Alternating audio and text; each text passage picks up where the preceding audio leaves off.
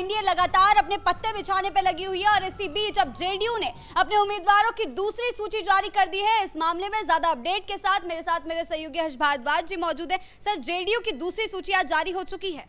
बिल्कुल, देखिए जेडीयू की दूसरी सूची जब आई है तो ये कहा जा रहा है कि उन्हीं नामों पर कहीं ना कहीं दावा रखा गया जो जीत को पक्की कर सकते हैं और इसमें महिलाओं के भी नाम हैं जिसमें महिलाओं को साधा गया है। सबसे पहले लिस्ट अपने दर्शकों को दिखाते हैं और बताते हैं कि आखिर किस किस के नाम हैं, उसके बाद एक एक करके बताएंगे कि आखिर इनकी दावेदारी कैसे पक्की हो सकती है। देखिए, जो दूसरी लिस्ट जारी की गई है वाल्मीकि नगर से सबसे पहला नाम श्री धीरेन्द्र प्रताप सिंह और फरिंकू सिंह का है, जिसकी तस्वीर इस वक्त अपने दर्शकों को हम दिखा रहे हैं। सिकटा से श्री समृद्ध वर्मा का नाम फाइनल किया गया है। नरकटिया से श्री विशाल शाह को यहां पर उतारा गया है। इसी तरीके से फटाफट से ये नाम बता देते हैं, उसके बाद अपने दर्शकों को बताएंगे कि कितनी दावेदारी अपनी पक्की कर पाएंगे। केसरिया से श्रीमती शालिनी मिश्रा को उतारा गया है। देखिए, महिला का नाम सबसे ऊपर है क्योंकि महिलाओं को साधने की कोशिश लगातार की जाती रही एनडीए के कुनबे में और दूसरी लिस्ट में भी आपको महिलाओं का नाम इसमें सबसे ज्यादा मिलेगा। सबसे ऊपर ही श्रीमती शालिनी मिश्रा का नाम केसरिया से हम बता रहे हैं। इसी तरीके से श्रीमती श्वेता गुप्ता का नाम शिवहर से फाइनल किया गया है और उम्मीदवारों की लिस्ट में आप सबसे ऊपर श्रीमती श्वेता गुप्ता का नाम भी देख रही हैं।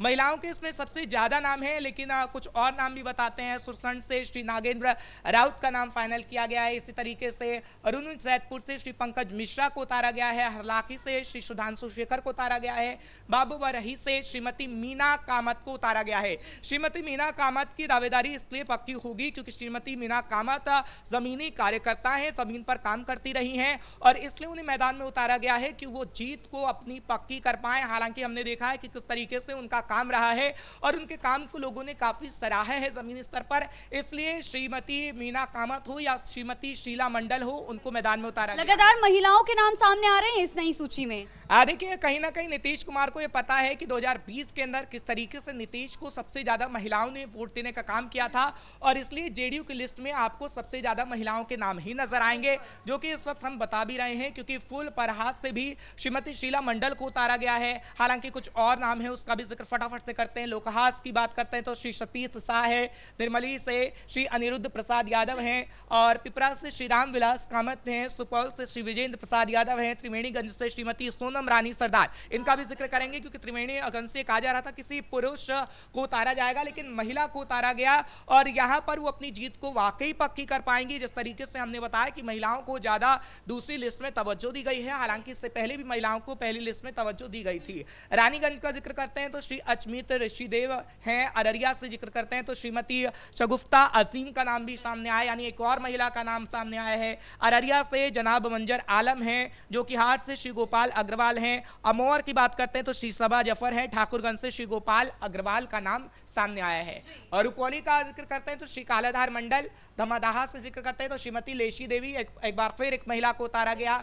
दमदाहा से कदवा का जिक्र करते हैं तो श्री दुलाल चंद्र गोस्वामी। मनिहारी से श्री शंभू सुमन को उतारा गया है। बरारी से श्री विजय सिंह निषाद को। गोपालपुर से श्री बुलो मंडल को उतारा गया। सुल्तानगंज से डॉक्टर ललित नारायण मंडल को। कहलगांव से श्री शुभानंद मुकेश को। अमरपुर से श्री जयंत राज को। धोराय से मनीष कुमार है। बेलहर से मनोज यादव। चैनपुर से जमा खान। करगहर से श्री वशिष्ठ सिंह है। काराकाट से श्री महाबली सिंह को उतारा गया है। नौका काफी अहम सीट रखती है, श्री नागेंद्र चंद्रवंशी है। कुर्तास की बात करते हैं तो श्री पप्पू कुमार वर्मा। जहानाबाद से श्री चंद्रेश्वर चंद्रवंशी को उतारा गया है। देखिए, जहानाबाद का आप जिक्र करते हैं, बाकी नाम हम बाद में बताएंगे।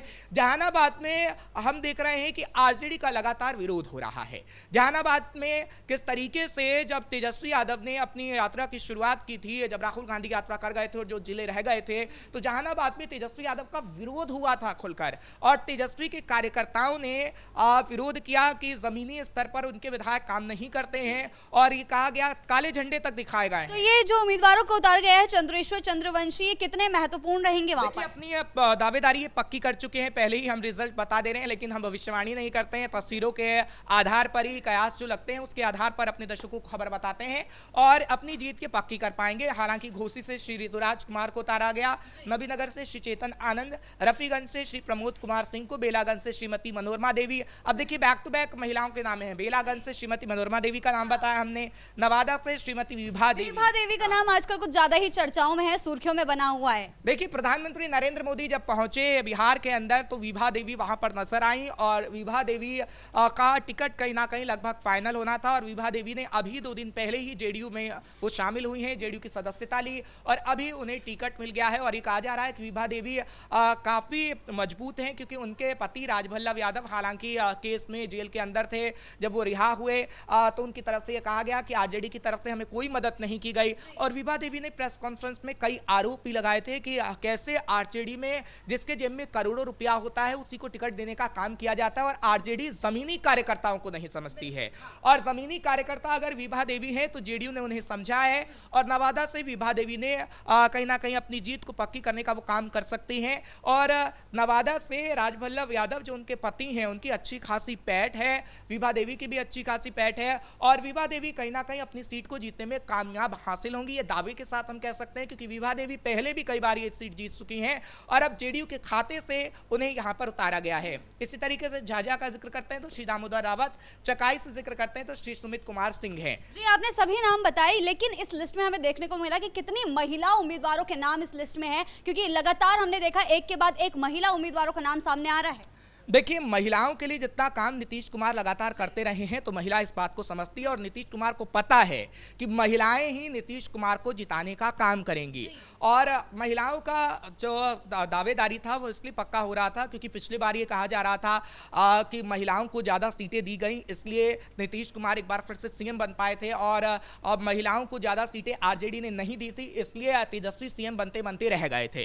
क्योंकि अभी भी आप देखेंगी तो ये कहा जा रहा है कि महागठबंधन की जो सीट संभावित है अभी फाइनल नहीं हुई, अभी तो सर फुटअव्वल हो रहा है लेकिन उसमें महिलाओं के कोई नाम ही नहीं सामने आएंगे। लेकिन बिहार की राजनीति में नीतीश कुमार को खिलाड़ी कहा जाता है और राजनीति के खिलाड़ी ने जब महिलाओं के नाम को सामने रखा है और महिलाओं को सबसे ज्यादा तवज्जो दी है, उनको उम्मीदवार बनाया है तो जीत पक्की होगी और आगे आने वाले समय में एनडीए की सरकार बन सकती है। बिल्कुल, बहुत बहुत धन्यवाद आपका इन तमाम जानकारियों के लिए। तो जिस तरीके से एनडीए लगातार अपने पत्ते बिछाने की कोशिशों में जुटा हुआ है, देखने को मिल रहा है कि लगातार जो सूचियां सामने आ रही है चाहे वो बीजेपी की हो, जेडीयू की हो, महिला उम्मीदवारों का नाम उसमें सबसे ज्यादा छाया हुआ है। महिलाओं को साधने की रणनीति जो है नीतीश कुमार ने बनाई हुई है। अब आगे चलकर क्या कुछ होता है इस पर हमारी नजर जो है बनी रहेगी। ब्रेकिंग न्यूज में फिलहाल इतना ही। कैमरा पर्सन कुणाल के साथ मैं शिवानी रतूड़ी, कैपिटल टीवी बिहार।